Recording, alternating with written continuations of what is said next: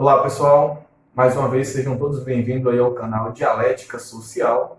E hoje nós vamos estar falando sobre os pré-socráticos. Bem, vou aproveitar para falar dos três primeiros pré-socráticos, que são Tales de Mileto, Anaximandro e Anaximenes, para que o vídeo não fique muito grande. Então, cada vídeo eu vou estar falando de 2 ou 3 filósofos.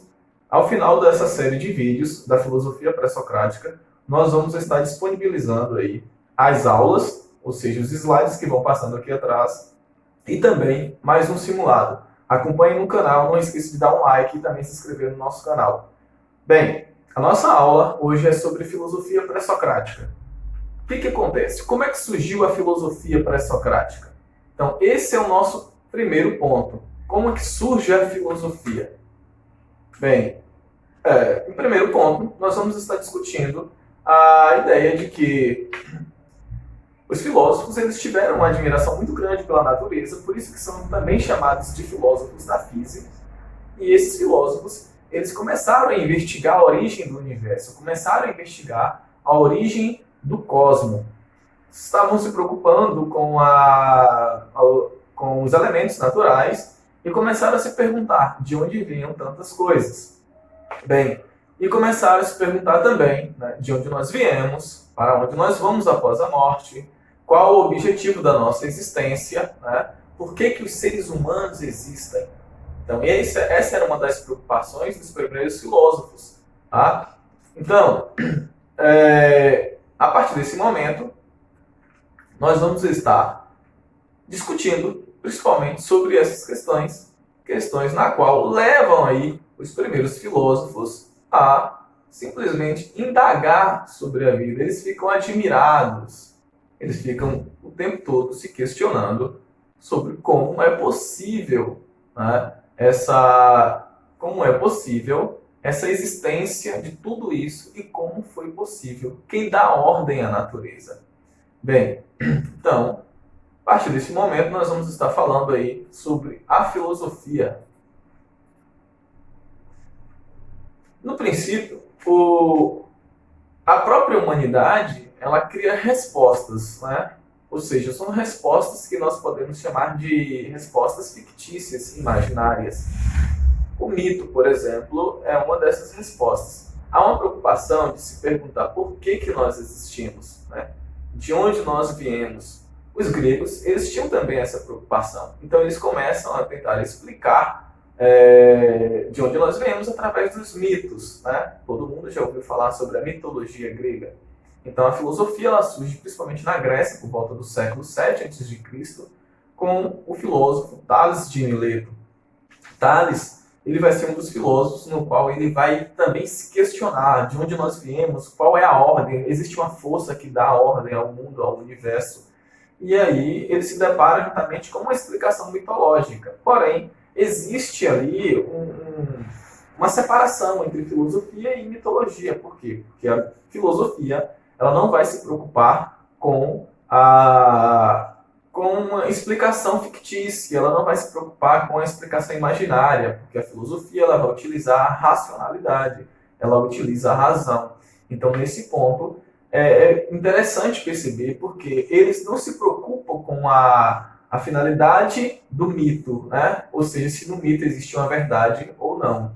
Bem, então nesse contexto, o que é um mito? Qual é a relação que existe entre mito e filosofia?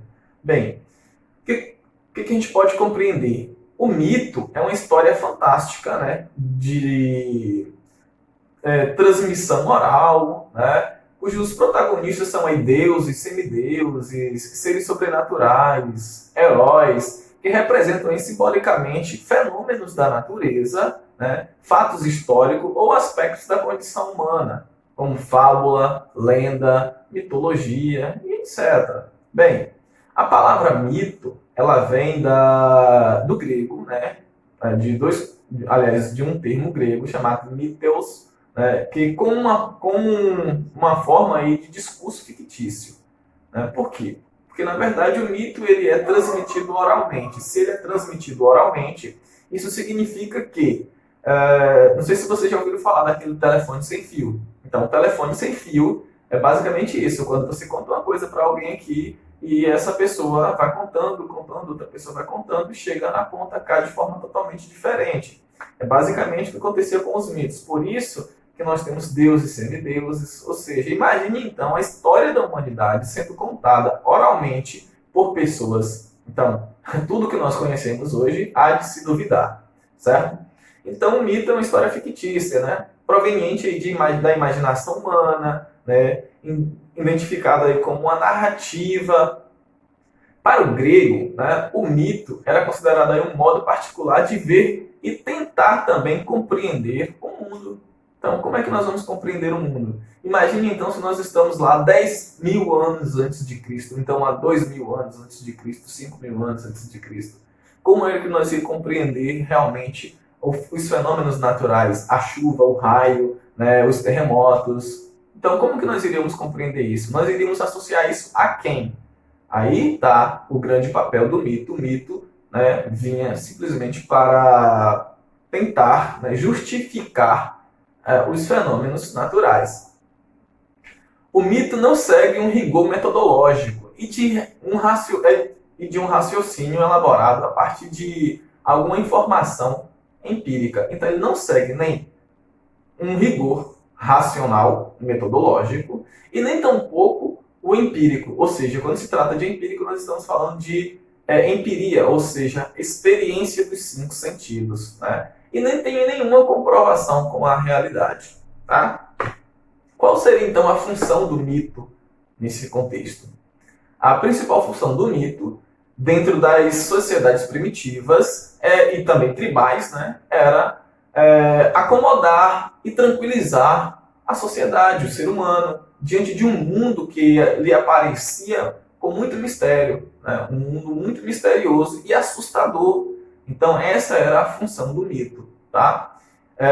Porém, é importante a gente perceber que os primeiros filósofos eles não se apegaram ao mito, né? Os primeiros filósofos se apegaram à razão, ou seja, o logos, a racionalidade.